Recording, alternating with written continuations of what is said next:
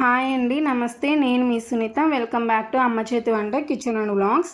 జనరల్గా మనము vanilla sponge cake అంటే మైదా పిండితో చేస్తూ ఉంటాము. అయితే మైదా పిండితో కాకుండా బొంబాయి రవ్వతో ఫ్లఫీగా స్పాంజీగా వెనిల్లా కేక్ని ఎలా చేసుకోవాలో ఈ వీడియోలో చూపించబోతున్నాను అనమాట. నేను చెప్పే కొలతల్ని టిప్స్ని ఎగ్జాక్ట్గా ఫాలో అవుతూ చేయండి. చాలా పర్ఫెక్ట్గా వెనిల్లా స్పాంజీ కేక్ని ఇంట్లోనే ఈజీగా బేకరీలో కొన్నట్టుగానే చేసేసుకోవచ్చు. సో మరి లేట్ చేయకుండా బొంబాయి రవ్వతో స్పాంజీ కేక్ని ఎట్లా చేసుకోవాలో చూసేద్దాం పదండి. ఫస్ట్ ఒక మిక్సీ జార్ తీసుకొని అందులోకి 1 కప్పు దాకా బొంబాయి రవ్వ అంటే సూజీ రవ్వని తీసుకోవాలి. ఇప్పుడు ఈ బొంబాయి రవ్వని వీలైనంత ఫైన్ పౌడర్ లాగా బ్లెండ్ చేసుకోండి. ఎంత వీలైతే అంత ఫైన్గా బ్లెండ్ చేసుకొని ఒక బౌల్లోకి తీసుకొని పెట్టుకోండి.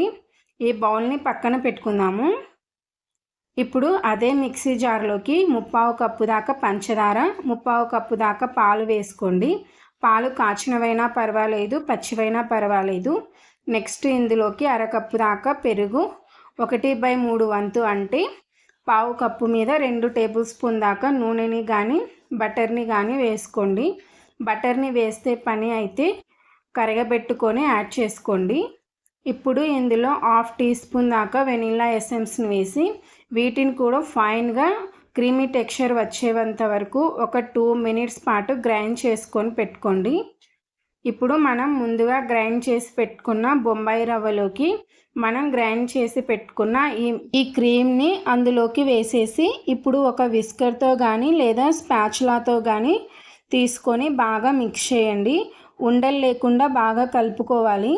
బాగా కలుపుకున్న ఈ మిక్చర్ని ఒక 10 నిమిషాల పాటు మూత పెట్టి పక్కన ఉంచండి.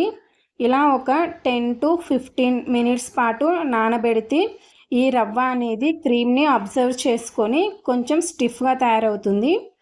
ఆ తర్వాత 2 టేబుల్ స్పూన్ దాకా మైదా పిండి తీసుకొని 1 టీ స్పూన్ దాకా బేకింగ్ పౌడర్ వేసుకోండి. ఇప్పుడు స్పాచులాని కానీ విస్కర్ని కానీ తీసుకొని ఈ మిశ్రమాన్ని అంతా కూడా ఒకే డైరెక్షన్లో కలుపుకోండి. ఇలా ఉండలు లేకుండా మొత్తం కూడా మిక్స్ చేసుకోవాలండి. అవసరమైతే కొంచెం పాలు కూడా వేసుకోండి. కన్సిస్టెన్సీకి తగ్గట్టుగా మనం పాలని వేసుకోవాలి. నేను ఇక్కడ 2-3 టేబుల్ స్పూన్ దాకా పాలని యూజ్ చేశానండి. సో ఫైనల్గా కన్సిస్టెన్సీ అనేది ఈ విధంగా ఉండాలి.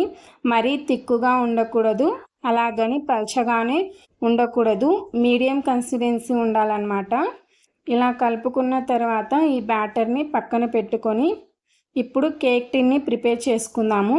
మీ దగ్గర ఉండే స్టీల్ బౌల్నైనా కానీ లేదా ఇట్లాంటి కేక్ టిన్ని కానీ తీసుకొని కొంచెం ఆయిల్ని అప్లై చేసి బటర్ పేపర్ ఉంటే బటర్ పేపర్ని పెట్టేసేయండి, లేదంటే కొంచెం మైదా పిండిని స్ప్రెడ్ చేసేయండి. ప్రిపేర్ చేసుకున్న తర్వాత ఇందులోకి మనం తయారు చేసుకున్న కేక్ బ్యాటర్ని మొత్తాన్ని కూడా వంపేసేయండి. ఇప్పుడు ఈ బేకింగ్ ట్రేని 3 సార్లు ట్యాప్ చేసి ఆల్రెడీ 10 మినిట్స్ పాటు మీడియం ఫ్లేమ్లో ఫ్రీ హీట్ చేసుకున్న బౌల్లోకి సెంటర్లో పెట్టేసేయండి. మూత పెట్టి మంటని మీడియం ఫ్లేమ్లో ఉంచి కనీసం 35 to 40 మినిట్స్ పాటు ఈ కేక్ని మనం బేక్ చేసుకోవాలి.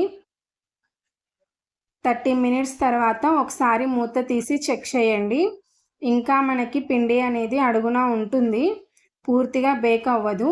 ఈ స్టేజ్లో మనం మంటని లో ఫ్లేమ్లోకి టర్న్ చేసుకొని మరో 10 మినిట్స్ పాటు బేక్ చేసుకున్నాక ఇప్పుడు 30 మినిట్స్ పాటు మీడియం ఫ్లేమ్లో అండ్ 10 మినిట్స్ పాటు లో ఫ్లేమ్లో బేక్ చేసుకోండి. పర్ఫెక్ట్గా కేక్ అనేది స్పాంజీగా ఫ్లఫీగా వస్తుంది. సో 40 to 45 మినిట్స్ తర్వాత మూత తీసి చెక్ చేస్తే ఒకసారి నైఫ్తో కానీ టూత్పిక్తో కానీ తీసుకొని గుచ్చితే నీట్గా వస్తుందండి. అప్పుడు కేక్ మనకి పర్ఫెక్ట్గా బేక్ అయిపోయినట్లు. వెంటనే మనం స్టవ్ ఆఫ్ చేసేసుకొని ఈ కేక్ టిన్ని బయటికి తీసేసి పూర్తిగా చల్లారనివ్వండి. ఇలా కంప్లీట్గా కూల్ అయిన తర్వాత డిమోల్ట్ చేసుకొని పీసెస్ లాగా కట్ చేసుకొని సర్వ్ చేసుకోవడమే. సో చూసారా, కేక్ని చూస్తూనే ఎంత పర్ఫెక్ట్గా బేక్ అయిందో, ఎంత స్పాంజీగా వచ్చిందో. ఇలా కేక్ చేస్తే 2 days కూడా ఉండదండి. కేక్ మొత్తం కూడా 1 డేలో ఫినిష్ చేసేస్తారు. మీరు కూడా మీ ఇంట్లో ట్రై చేసి ఎలా వచ్చిందనేది మీ ఫీడ్బ్యాక్ని నాతో కామెంట్ సెక్షన్లో షేర్ చేసుకోవడం అస్సలు మర్చిపోకండి. అలాగే వీడియో నచ్చితే ప్లీజ్ లైక్ చేయండి. మీ ఫ్రెండ్స్ అండ్ రిలేటివ్స్కి షేర్ చేయండి. మరిన్ని tasty and simple quick recipes కోసం అమ్మ చేతి వంట కిచెన్ అండ్ వ్లాగ్స్ని సబ్స్క్రైబ్ చేసుకోండి. Thanks for watching.